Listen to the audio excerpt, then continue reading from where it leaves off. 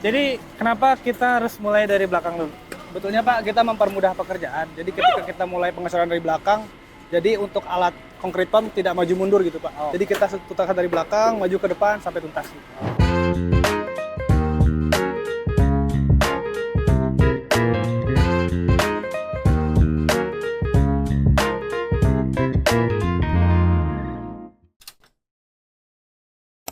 Oke teman-teman, hari ini saya lagi di project lagi. Ini kita alhamdulillah lagi ada pengecoran. Tapi yang menariknya adalah ini ngecornya bukan di lantai 1, tapi di lantai 3. Nah, di belakang saya ini udah ada CP ya. Nanti kita tanya-tanya sama tim kita di lapangan, supervisornya. Kenapa sih kita harus pakai CP dan seterusnya? Ya, kita tanya ya. Halo Pak Fahmi, sehat? Dulu Pak. Ini lagi ngecor. Betul Pak, hari ini kita ngecor. Kenapa kita pakai CP nggak manual? Pertama-tama sih Pak, kita lebih mengejar efisiensi ya Pak. Pertama terkait budget, kalau kita lakukan secara manual dan parsial dalam waktu sehari, itu memakan waktu seharian penuh. Akan tetapi dengan penggunaan CP kita bisa mangkas waktu jadi 2 jam. Lebih cepat ya? Betul. Jadi pekerja juga setelah 2 jam bisa melakukan pekerjaan yang lain. Jadi diarahkan ke pekerjaan yang lain ketika pengecoran selesai. Tapi secara budget artinya bisa lebih efisien ya ketika kita menggunakan CP dibanding dengan manual. Walaupun kita ada hoist ya. Betul, ada hoist, kita ada molen manual juga. Ya. Mantap. Nah itu analisis. Nanti kita akan lihat ke atas ya. Jadi karena ini di lantai 3, nanti kita cek bareng-bareng seperti apa kondisinya.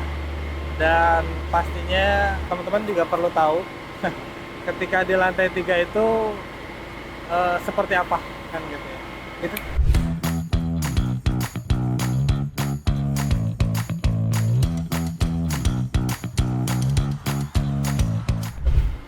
Nah, teman-teman, kita udah di lantai 3 ya. Jadi ini kondisinya ini di bawah dan ini lokasi pengecorannya. Jadi cukup tinggi, makanya kita pakai CP. Kita coba tanya lagi ke Pak Fahmi terkait dengan metodenya, sebarannya gimana dan seterusnya. Jadi kenapa kita harus mulai dari belakang dulu? Betulnya Pak, kita mempermudah pekerjaan. Jadi ketika kita mulai pengecoran dari belakang, jadi untuk alat concrete pump tidak maju mundur gitu Pak. Oh. Jadi kita putarkan dari belakang, maju ke depan sampai tuntas gitu. Dan menerus gitu Pak. Jadi yang terjauh dulu ya? Betul. Kita beresin yang depan baru yang terakhir. Betul Pak. Berapa orang yang ini? Di atas ada 15, di bawah ada 2 untuk flagman-nya Pak. Oke. Menarik. Dan 2 jam ya estimasi ya selesai. Cara madatinnya pakai apa? Vibrator? Kita pakai vibrator Pak, dan juga dibantu untuk dirojok pakai besi. Oh, mantap. Nah biasanya kalau habis ngecor siang ini ada makan-makan nggak? Biasanya ada Pak, kita makan nasi Padang. Nanti kita dokumentasikan. Siap, Nanti kita Pak. Oke, jadi gitu teman-teman, pengecoran di hari ini kita cuma 8 kubik sih sebenarnya, tapi karena ini areanya tinggi, jadi kita menggunakan CP supaya lebih efisien secara budget, secara waktu, dan juga tenaga ya.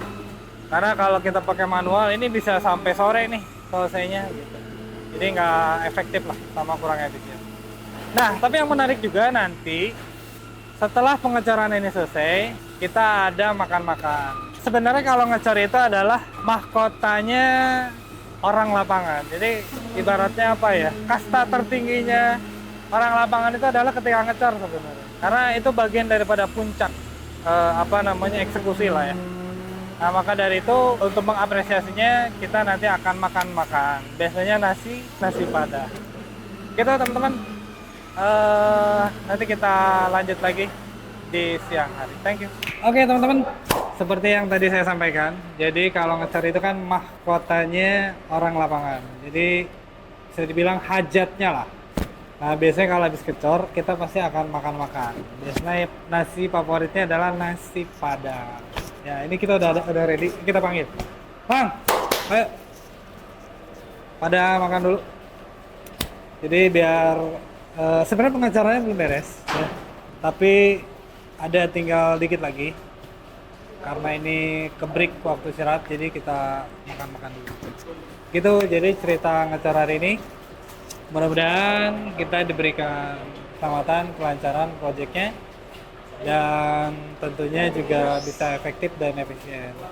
Supaya apa yang kita kerjakan itu bisa memberikan ketenangan bagi para pemilik rumah, ya, bagi perusahaan dan juga teman-teman di lapangan. Gitu.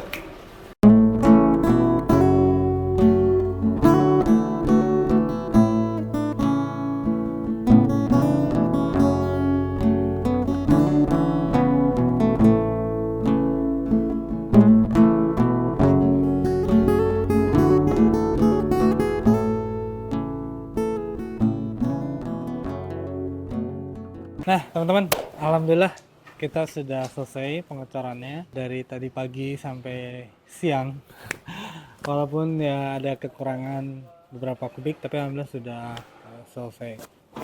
Dan tadi juga kita sudah ngecek ke atas terkait dengan metode gimana kita mulai dan kemudian di akhirnya di bagian mana. Dan juga tadi kita sudah makan bareng, ya biasa yang sebagaimana yang saya sampaikan, kalau ngecat itu adalah hajatnya atau mahkotanya orang-orang lapangan. Sebenarnya apa sih tujuan daripada kita ibaratnya harus benar-benar monitor dari depan sampai kemudian ke atas dan juga kita ngecek ke atas?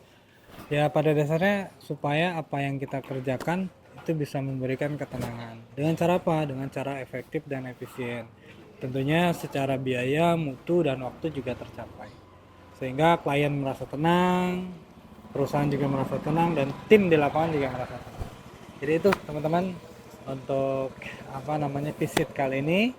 Semoga bermanfaat. Sampai jumpa di project selanjutnya.